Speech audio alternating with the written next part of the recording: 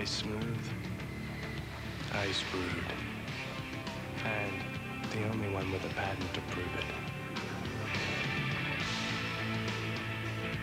it. In today's business world, it's hard to keep up, even if you have all the right tools. To stay on top of complex financial and accounting issues, you need someone with a specialized education and a commitment to ongoing training. A certified general accountant will give your company the management tools and insights you'll need in the 90s and will help keep your business humming. Certified general accountants, wherever sound financial decisions are made. Well, it appears that the only place we're going to find Major League Baseball players this spring is in the courthouse. The Players Association is expected to shift its efforts from the bargaining table now to the courts after the owners imposed their latest contract offer, which includes a salary cap. The union chief, Donald Fear, says the owners will come to regret their decision. Colorado Rockies owner, meanwhile, Jerry McMorris, called it another step in the collective bargaining process. The players and the Major League umpires don't agree. The union plans to file a complaint against the owners, possibly as early as Tuesday, charging unfair labor practices as well as the league's umpires. Meanwhile, baseball clubs have began making some roster moves in the wake of the implementation of the salary cap.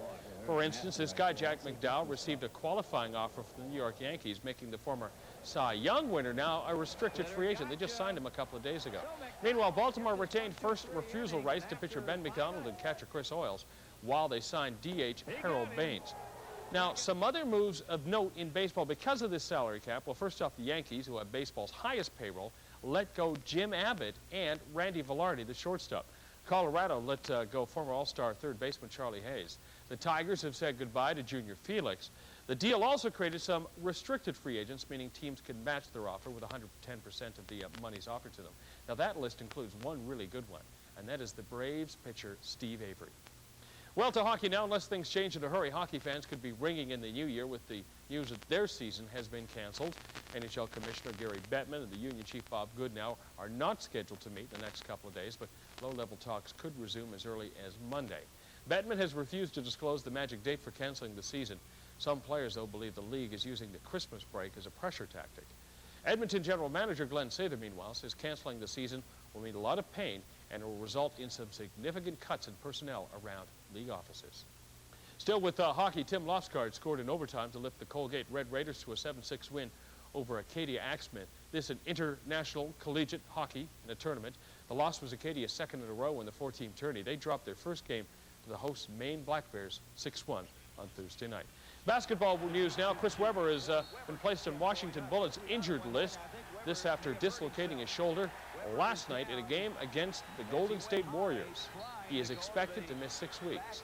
Now, Weber's injuries, coupled with injuries to several of the other key players in the club, including Rex Chapman and Don McLean, will make it very tough for Washington. Well, as many as 9 teams head into the final weekend of NFL action with a chance farm every day of the year. In Aylesford, Nova Scotia, Janice Landry, ATV News. Amazing. Well, now for a quick look at our weather, here's Steve Weigel. Thanks, Jonathan. Warm temperatures will continue right through the long weekend as the ridge of high pressure starts to push out. We have a big low pressure system just to our south now pushing into the Maritimes. Rain has already started in some of the southern areas. Will spread right across the Maritimes overnight and continue tomorrow morning. And then that rain tapers to showers in the afternoon, and we should see some sunny breaks for Christmas Day and then lots of sunshine for Boxing Day as a ridge of high pressure just back to the west moves into the Maritimes. Here's a close-up of the Maritimes, and you can see a whole lot of cloud right across the region. Some clearing back off the coast, but we're not expecting that to push into the Maritimes. We've got lots more rain back to the south. That'll slide through in the next 24 hours, so that by tomorrow the low-pressure system is, in fact, right on top of the Maritimes and will continue there with its rain during the day. Fairly strong winds associated with this system, too, from the northeast.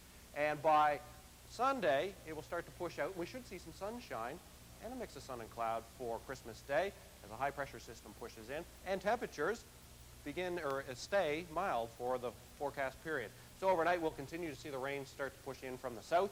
Wind gusts of up to 70 kilometers an hour from the northeast during the night, so rather breezy out there.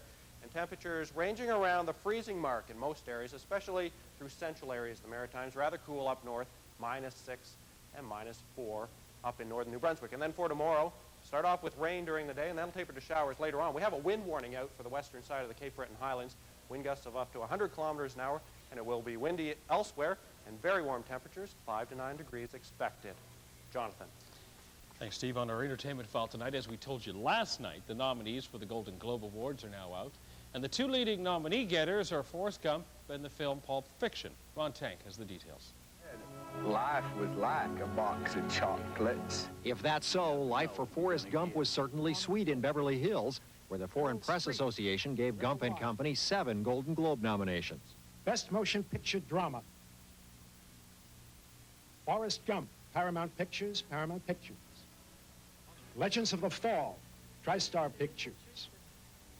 Nell, Egg Pictures, 20th Century Fox and Polygram. Pulp Fiction, A Band Apart, Miramax Films. And Quiz Show.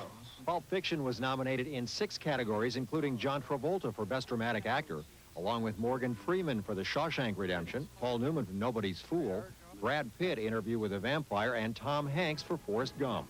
Best Performance by an Actress in a Motion Picture Drama. Jodie Foster was nominated for Nell, Jessica Lange for Blue Sky, Jennifer Jason Leigh in Mrs. Parker, Miranda Richardson, Tom and Viv, and Meryl Streep, The River Wild. True Love. 4 Weddings and a Funeral led the list of nominated comedies, along with Ed Wood, Priscilla, Queen of the Desert, Pret-a-Porter, and The Lion King. The pants are loose around the waist. Arnold Schwarzenegger, known for his action films, was nominated for his comedic role in Junior, as was his co-star Emma Thompson. Other actor nominations for comedy: Jim Carrey in The Mask, Johnny Depp for Ed Wood, Terrence Stamp in Priscilla, and Hugh Grant for Weddings and a Funeral.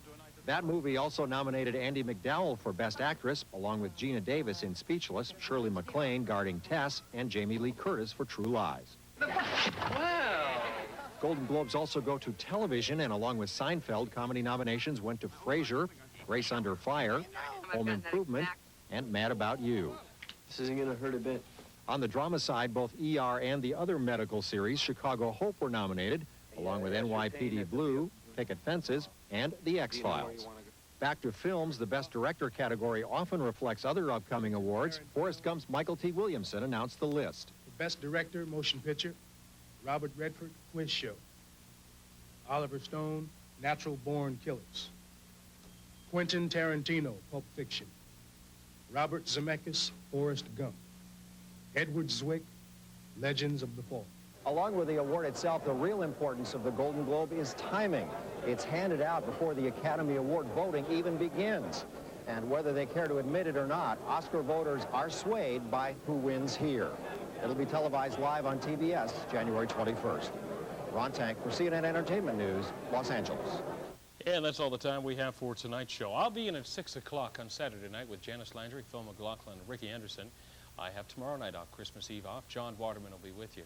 So tonight we're going to close with something just a little bit special from Fall River, Nova Scotia. The Snow family every year lights up their front yard with characters and Christmas lights for families to come and enjoy free. Good night, everyone. Hope to see you tomorrow.